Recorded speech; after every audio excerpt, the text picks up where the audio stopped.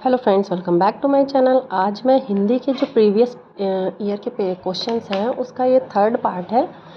चलिए स्टार्ट करते हैं अपना वीडियो। सबसे पहला क्वेश्चन है, पूर्वी हिंदी की बोलियां कौन कौन सी हैं। तो इसमें से आपको छांटना है। तो अवधी, बघेली, छत्तीसगढ़, ब्रज, अवधी और कन्नौजी, भोजपुरी, भगोली और छत्तीसगढ़। तो जो पूर्वी हिंदी की बोलियां हैं वो कौन सी है? अवधी, बघेली और छत्तीसगढ़ है।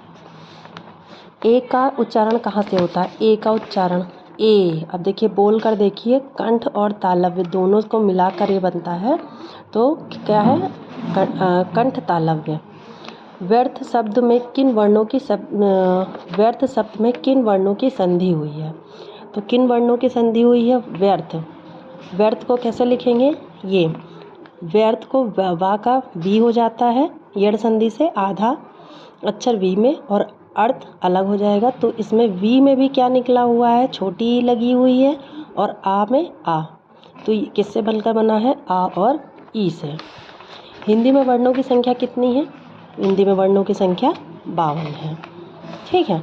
डॉक्टर शब्द का औ ध्वनि किस भाषा से आई है? औ, डॉक्टर, है ना। इस तरह के जो शब्द होते हैं वो अंग्रेजी भाषा है। तो देखिए, डॉक्टर को हम लोग इंग्लिश में डॉक्टर ही लिखते हैं ना, तो हिंदी में ये कहाँ से आए हैं? अंग्रेजी भाषा से आए हैं।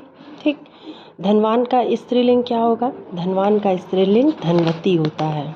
ठीक है। धनवान क्या है? ये पुल्लिंग है, और धनवती क्या है? स्त्रीलिंग है। नेक्स्ट क्वेश्चन है, परमेश्वर शब्द में संधि कौन सी है? परमेश्वर शब्द में देखिए, ये ट्रिक बताई थी मैंने कि एक होगा तो गुण संधि आएगी।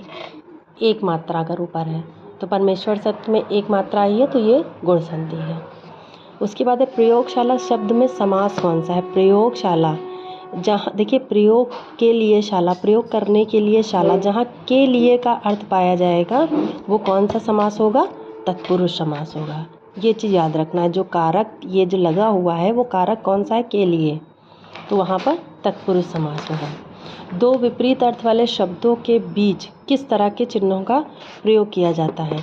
जैसे माता, पिता, चाचा, चाची, मतलब विपरीत शब्द, तो उसमें बीच में जो डैश लगता है वो कौन सा होता है? ऐसे करके लगता है, वो योजक चिन्ह होता है।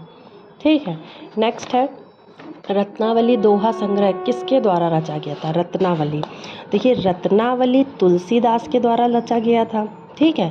अगर सिर्फ रत्नावली लिख के आए तो तुलसीदास के द्वारा था, लेकिन यहाँ पे क्या है? रत्नावली दोहा संग्रह, वो किसके द्वारा लिखा गया है? तो वो लिखा गया है रत्नावली के द्वारा लिखा गया है।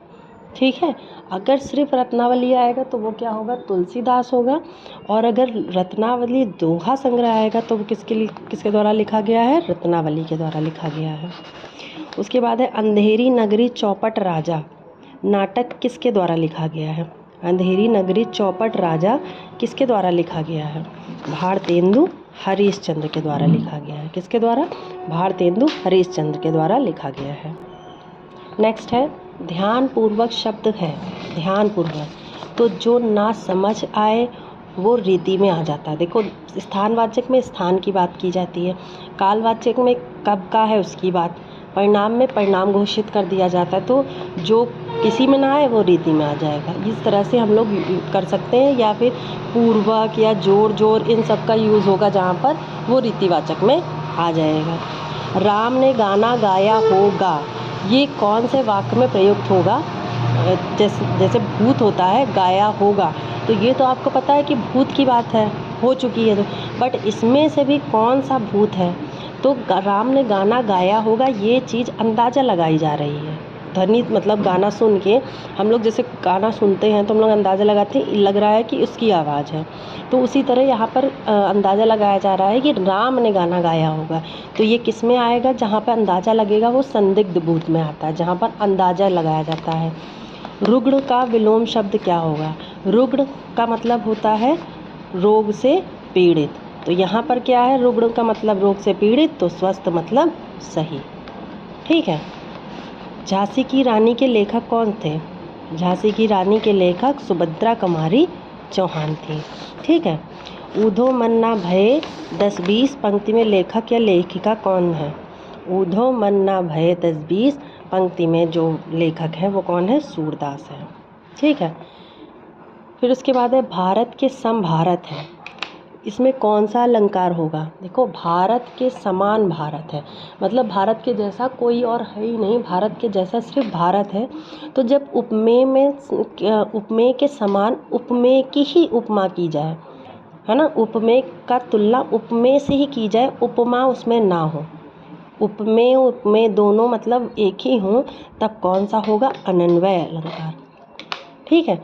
जब उपमेय की तुलना उपमेय से की जाए, जैसे भारत के समान ही भारत है, तुम जैसे तुम ही हो, तो ये सब क्या है? अनन्वय अलंकार है, वहाँ पर उपमा नहीं होती है। तो ये कुछ क्वेश्चन थे प्रीवियस ईयर के। उम्मीद करती हूँ आपको पसंद आए होंगे। अगर अच्छा लगा हो तो वीडियो लाइक करें, शेयर करें और सब्सक्राइब करें। बाय बाय, मिलते हैं नेक्स्ट वीडियो में।